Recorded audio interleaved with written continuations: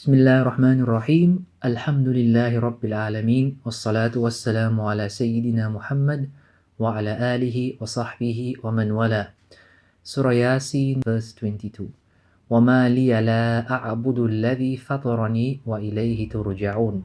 And what is with me that I do not worship the one who created me, فَطَرَنِي, in a state of fitrah, وَإِلَيْهِ تُرْجَعُونَ, and to whom you all will return. These are the words of Habib al-Najjar, as we mentioned previously.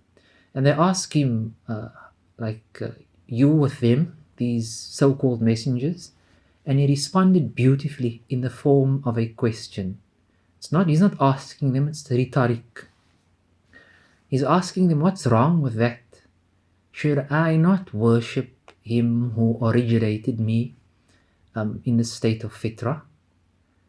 Fitrah means either innate disposition or a natural disposition. So here we are being taught that this man, Habib Najjar, has submitted completely. And it indicates his rida, his contentment, that Allah Ta'ala created him in a state of fitrah, and he expresses it in the form of concern and sincere counsel for his people, his genuineness, his sincerity, his ikhlas. And then mentions وَإِلَيْهِ تُرْجَعُونَ, to the one you all will return to. And that is what Surah Yasin is all about. It's about the akhirah. It's not about fiqh. It's a deeply spiritual surah dealing with the heart of the matter. And that is that we are all journeying to the akhirah. And that is why the surah is called Qalbul Quran, the heart of the Quran. He is telling us that we all of us, he's talking to the mushrikun of this city, this village Antakya, and telling them all, and us here, that we will return to the one who created us in a state of fitrah, the Lord of fitrah, the one who creates things pure and natural.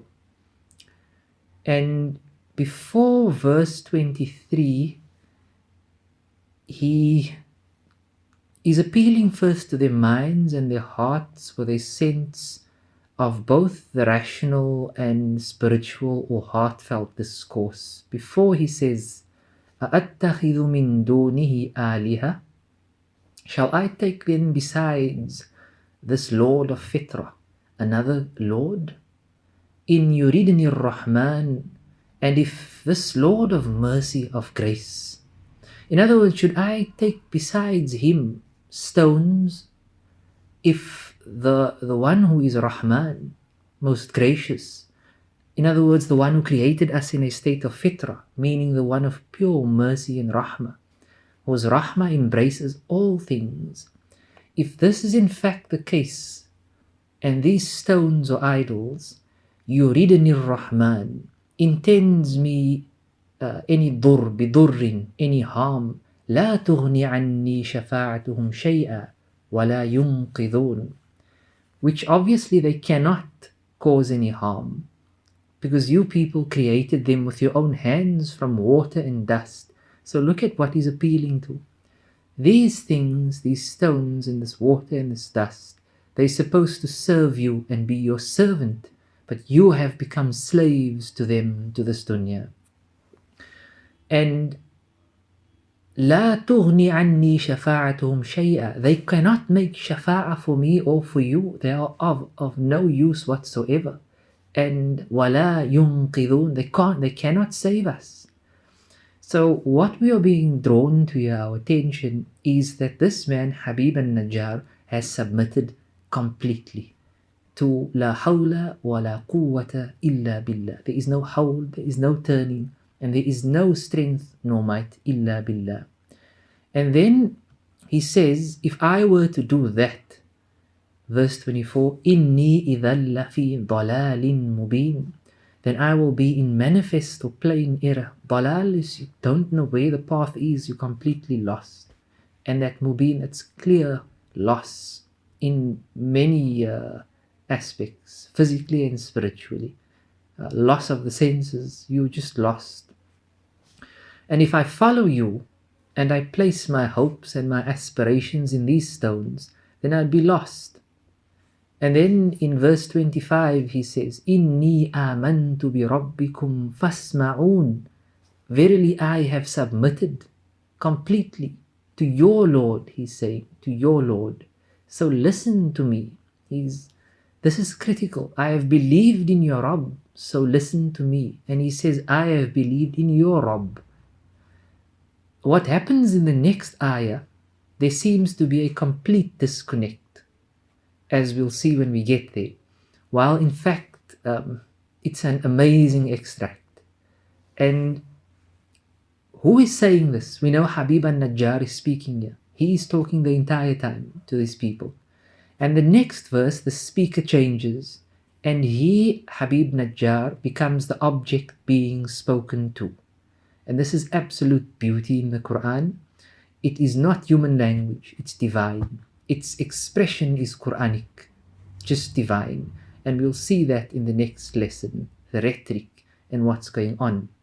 But before we get to the next verse, we go back to verse 18 quickly, where it was said to him, La illam yantahu, if you do not stop this, lanarjumannakum, we will rajamize the stone, we'll stone you. And therefore the shaitan is called rajim, the one who is stoned, cursed. وَلَيَمَسَّنَّكُم مِّنَّا عَذَابٌ أَلِيمٌ, and we're going to make you feel and experience a punishment that is severe. That's what they said to him in verse 18. And after they said that, when he said to them, Inni amantu bi rabbikum fasma'un, I have submitted to your Lord, so listen. Ibn Abbas radiallahu ta'ala anhu says, at that point, when he said that, they turned to him and they stoned him and they killed him at once. And there was no one to protect him. They stoned him while he was saying the following words, O Allah, guide my people, فَإِنَّهُمْ لَا يَعْلَمُونَ, because they don't know any better. Look at the concern here. They